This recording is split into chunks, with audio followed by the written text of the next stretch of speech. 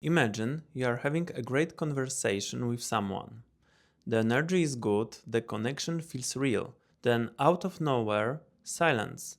No explanation, no goodbye. They just vanished. Or maybe it's different. They don't vanish, but they keep you on a starvation diet. A like on your photo, a confusing text there.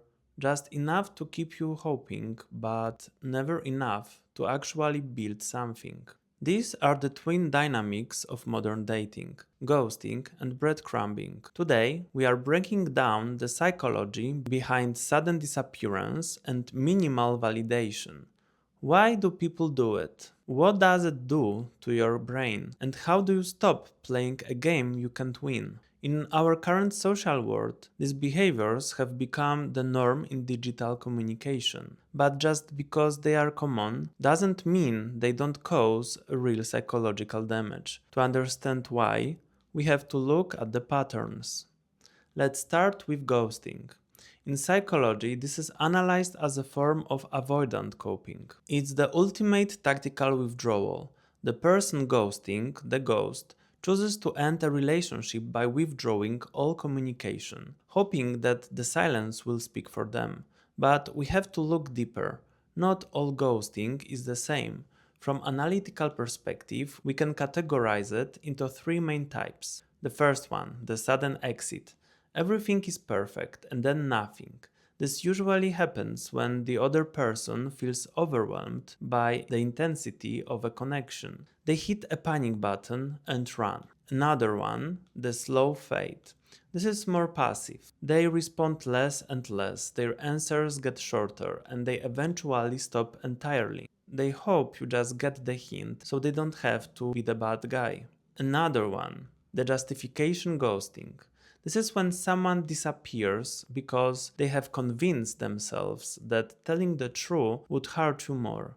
In reality, they are just protecting themselves from the discomfort of a difficult conversation. Why do people ghost? It's rarely about you. Usually, it's about their inability to handle conflict or awkward conversation.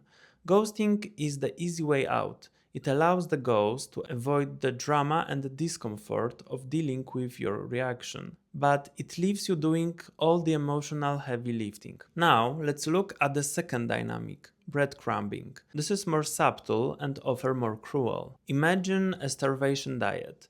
Breadcrumbing is when someone leads you on by dropping small crumbs of interest, a flirtatious messages, a vague plan to meet up, sometime with no intention of actually following through. In psychology, we analyze this through the concept of intermittent reinforcement.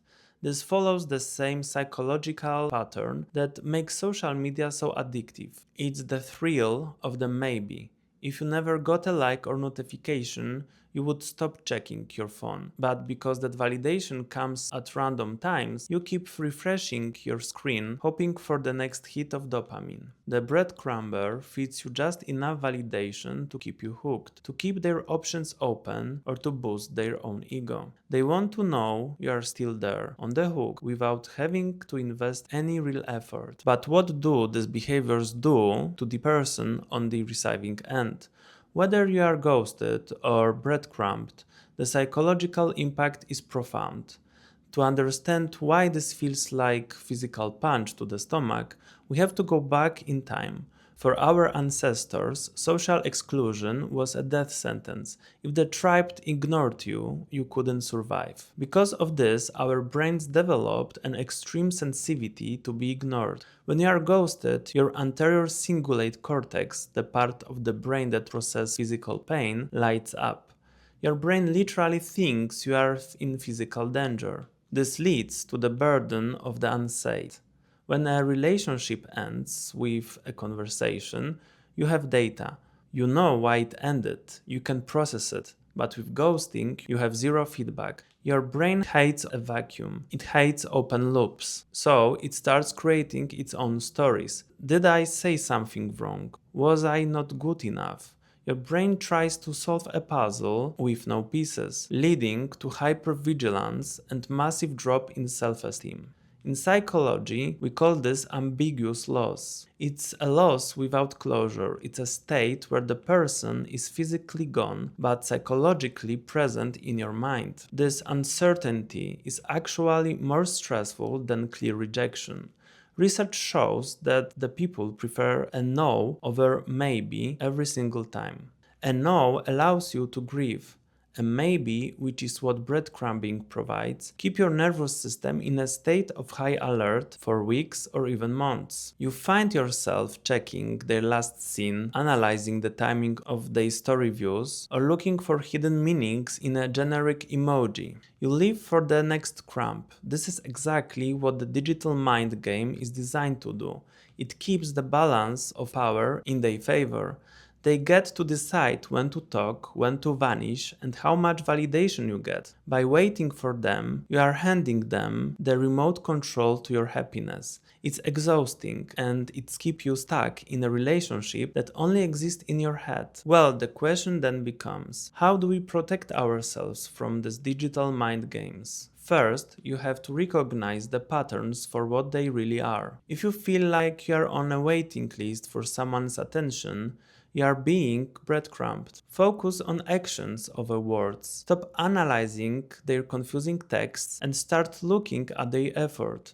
If they want to see you, they will make plans. If they only drop crumbs, they are not interested in a meal. If you have to search for meaning in a void, you have to realize that the silence is the message. You are being ghosted. In fact, they chose to disappear in your closure. It tells you everything you need to know about their level of respect for you and their emotional maturity. And you cannot force closure from someone who refuses to give it. Your closure comes from realizing you deserve better than a disappearing act. Second, you need a radical shift in your perspective.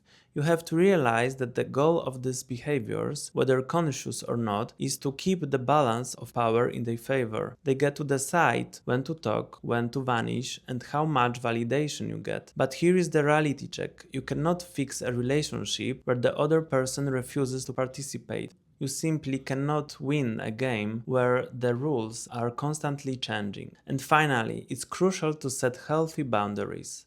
The moment you realize you are being fed crumbs, stop replying to the vague texts. Stop waiting for the ghost to reappear. Before we wrap up, I have one final piece of advice. Your emotion energy is a limited resource.